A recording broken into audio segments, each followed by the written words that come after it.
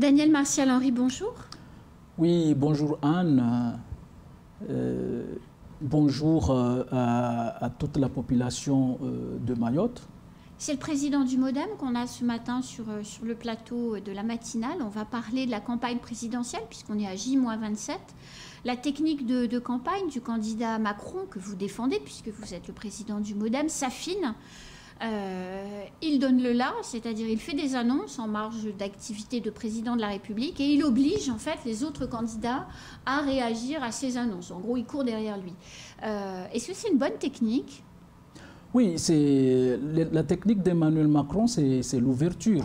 C'est l'ouverture pour rassembler plus largement les Français. Et ici à Mayotte, sans transition, dans cet esprit d'ouverture, nous avons pensé à un comité de co-correspondants pour mener cette campagne qui est représentée par le MODEM. Donc trois co-correspondants pour coordonner la campagne. Qui finalement dans cet esprit d'ouverture, le MODEM représenté par Mme Hélène Polozek, le LAREM représenté par Mme Amina Ariti et Agir représenté par Mohamadi, le maire de Chiconi. Et là, je voudrais... Ça va être quoi le rôle de ce comité ? Ils sont tous les trois coordonnent la campagne, mettent en place le comité de campagne. Et puis après, c'est ce comité de campagne qui va définir la stratégie au niveau local. Et donc puis ça après, veut dire les meetings, les actions de terrain, etc. Exactement. Mais je voudrais, si vous me permettez, de tout simplement annoncer quand même ma fierté de voir que c'est la plus jeune élue du conseil départemental, Mme Hélène Polozek, qui est désignée, en tout cas pour le MODEM, comme correspondant dans cette campagne. C'est une nouvelle génération politique qui arrive en responsabilité. Exactement. Ça vous tient à cœur, ça, depuis longtemps? Voilà, ça me tient vraiment à cœur parce que ça montre un rajeunissement du parti. Et puis après, à travers Mme Polozek, nous avons aussi Mme Cassandra Chanfi, qui est déléguée départementale du mouvement. Et là, on voit effectivement, comme vous l'avez dit, et Zamzam Zouber qui est trésorière. Et le MODEM en 2022 se conjugue au féminin et par sa jeunesse. Et ça, c'est un message très fort que nous avons une jeunesse consciente, une jeunesse très engagée, qu'il faut faire confiance et qui est surtout à l'image de la population mahoraise. C'est ça, ce que j'allais dire, 50% de la population à moins de 18 ans. Donc je dirais 75% à moins de 30 ans. Donc il faut que les responsables politiques aient moins de 30 ans. Pas forcément qu'ils aient moins de 30 ans, parce que je ne fais pas de dichotomie entre jeunes ou vieux, mais je dis tout simplement qu'au MODEM, le parti se rajeunit et fait plus confiance aux femmes. Et on est un parti très ouvert et c'est même une invitation aux jeunes de venir fédérer dans notre mouvement parce qu'ils ont toute leur place. Alors le 10 et le 24 avril, les électeurs de Mayotte vont choisir un bulletin sur la table. Parmi ceux-là, il y aura celui d'Emmanuel Macron qui a un bilan puisqu'il termine un premier quinquennat. On a le sentiment, quand on écoute la population, qu'une partie de cette population, vous voyez, qui était derrière à l'accueillir en 2019 de manière à la mahoraise, avec beaucoup d'ouverture et d'amitié pour lui, sont aujourd'hui un petit peu déçus. Beaucoup d'annonces, mais finalement peu de concrétisation. La piste longue, on ne voit pas encore le premier coup de pierre. On devait régler le problème des écoles. On sent bien que la tension, même s'il y a eu beaucoup d'efforts de fait, la tension est toujours palpable. Est-ce que vous pensez que les électeurs de Mayotte vont voter pour le président Macron après le problème qu'il y a eu avec la loi Mayotte aussi? Oui, déçu, je ne le pense pas. En tout cas, il y a beaucoup de difficultés sur les territoires et les Mahorais sont en droit d'attendre des réponses.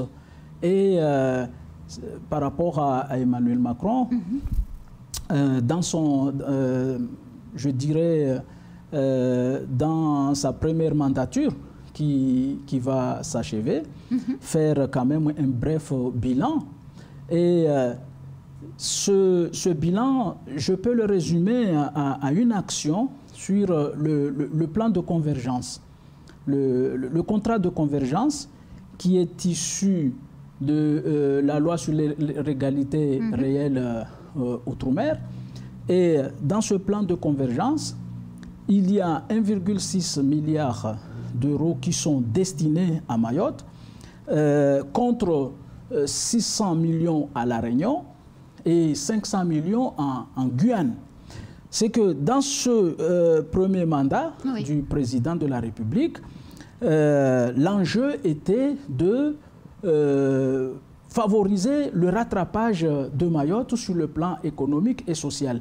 Et quand vous regardez très bien les plans de convergence qui sont définis dans les départements d'outre-mer, c'est qu'à Mayotte, on a plus axé les fonds sur la mise en place des structures de base.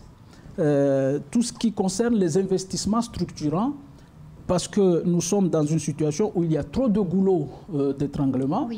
Par exemple, l'aéroport, à travers la piste longue, l'accès aux droits à travers l'hôpital qui va se construire, les difficultés qui sont dans les écoles, parce qu'on voudrait aller jusqu'à 12 élèves par classe, donc il faut construire toutes ces classes. Mais quand vous voyez le plan de convergence au niveau de La Réunion, ils sont plus sur le développement économique et plus sur tout ce qui est énergie renouvelable. Ce qui montre vraiment notre retard. Les besoins et justement, le fait que Emmanuel Macron a pris en compte les doléances de Mayotte, mais dans ce mandat, on se souvient qu'il y a la crise du Covid qui est passée, qui avait gelé toutes les activités, que ce soit économiques et sociales, durant 3 années.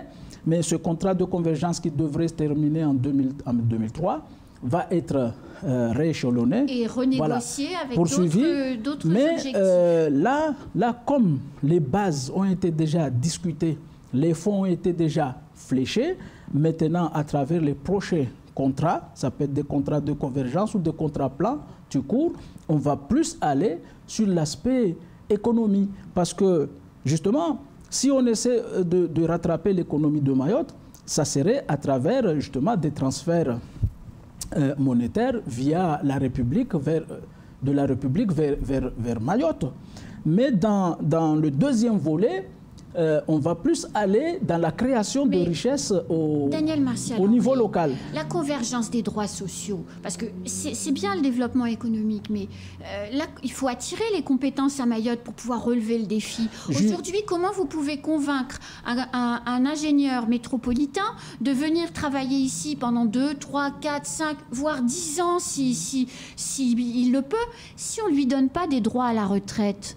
Oui, j'ai dit... C'est important, Daniel Martial Henry. Je disais... non, mais votre question me paraît un peu trop tirée des cheveux, parce que je ne pense pas qu'un fonctionnaire qui travaille à Mayotte ne contribue plus dans la caisse. Ah non, moi je ne parle pas des fonctionnaires, je parle des ingénieurs de droit privé qui travaillent dans un cabinet en métropole et qui diraient « Ok Banco, je viens m'installer 5 ans à Mayotte, j'entre dans un bureau d'études ou autre à Mayotte, il va donc cotiser à Mayotte et pendant toutes les années où il va cotiser, il n'acquiert pas de droit à la retraite comme en métropole. Le développement... C'est forcément, on n'attire pas les compétences avec une telle réalité. Ce qui va attirer les fonctionnaires... Mais moi, je ne parle pas de fonctionnaires. Moi, je parle des droits privés. On a besoin de collaborateurs dans les entreprises. Vous savez, ce qui va attirer... Quand vous regardez les chiffres, par exemple, sur le tourisme, vous avez 11% qui représente une clientèle d'affaires. Oui. Et c'est la plus grosse clientèle, disons... en chiffre d'affaires. Par rapport... Oui, en chiffre d'affaires. Pourquoi? Parce que ce soit des ingénieurs ou des médecins qui viennent ici. Et s'ils viennent, c'est parce qu'il y a des marchés publics ou de la commande publique. Mais il reste salarié de la métropole. Oui, même s'il reste salarié de la métropole, mais à Mayotte ne gagne pas le même salaire qu'à métropole, vous le comprenez. Et là, quand on va, par exemple, construire les hôpitaux construire toutes ces écoles, par exemple, et qu'on aurait besoin des ingénieurs qui viennent de l'extérieur, les salaires sont négociés vraiment à la hausse. Oui, mais sans et droit au contraire, on les a qu'ils aient... En fait, ce que je veux vous expliquer, c'est qu'ils les incitent à venir, c'est le salaire qu'ils vont gagner. Et donc, pour pouvoir faire venir des ingénieurs sur le territoire, c'est inscrire Mayotte dans un processus de développement. Et deuxièmement, le développement tel que nous le concevons ici, nous parlons plus du développement endogène. Oui. Vous savez, en 2010, quand on accédait au statut de département, il y a eu un texte sous-jacent qui parlait qui avait plutôt... J'ai oublié le nom, Pacte pour la départementalisation de Nicolas Sarkozy, qui avait axé Mayotte sur le développement endogène.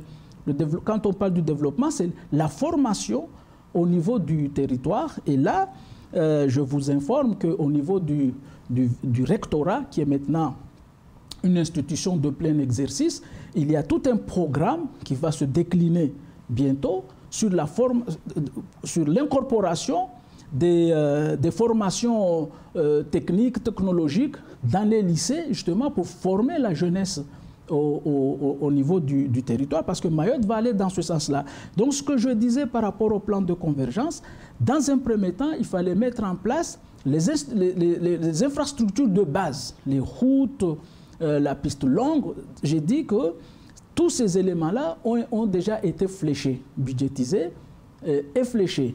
Maintenant, parce que là où j'apprécie Emmanuel Macron, je ne sais pas si vous avez lu son livre sur la révolution, c'est justement moderniser l'économie française et dynamiser le tissu productif français. Et c'est pour ça que j'ai toujours dit que Emmanuel Macron, c'est vraiment, je voulais dire François Bayrou, pour moi c'est la même chose. Emmanuel Macron, c'est vraiment une chance pour Mayotte parce que nous, au MODEM, ce que nous souhaitons, c'est vraiment couper avec cet état d'esprit attentiste qui tend à considérer que tout doit nous venir de l'État et passer à une forme d'économie créatrice de valeur ajoutée au niveau local. Et comme le président de la République est vraiment dans cette disposition-là, c'est vraiment ce qu'à Mayotte, nous souhaitons avoir. Je voudrais, vous n'avez pas posé la question, comme on parle d'Emmanuel Macron, on ne peut pas parler on ne peut ne pas parler des autres candidats. Et là, je voudrais quand même dire aux Mahorais que nos problèmes ne sont pas seulement, sur l'insécurité, mais l'économie est aussi la solution à l'insécurité. Bien sûr. Et là, j'ai vu le LR. Il y a eu la visite d'Éric Ciotti à Mayotte et qui est venu plus chercher un cimetière pour enterrer le LR. C'est ça, parce qu'on lui a dit qu'à Mayotte, il y a des irréductibles LR qui sont là-bas, même si ce parti aujourd'hui, placé en 5e position, et les chiffres ne font que... le sondage ne fait que descendre sans manquer de respect à la candidate de Valérie Pécresse. Mais j'ai dit tout simplement qu'à Mayotte, là j'ai appris qu'ils ont même déposé un certificat d'inhumation auprès du maire de Bandrélé. Donc on ne peut pas aller dans le désespoir et Emmanuel Macron constitue vraiment l'espoir pour Mayotte. Daniel Martial-Henry, c'est déjà la fin de ce temps de parole. Moi, j'avais encore plein de questions. Vous revenez bientôt pour qu'on continue à parler des présidentielles. À votre disposition et merci Anne. Merci beaucoup Daniel Martial-Henry. Merci Anne. C'est la fin de ce temps de parole. Tout de suite, la suite de nos programmes.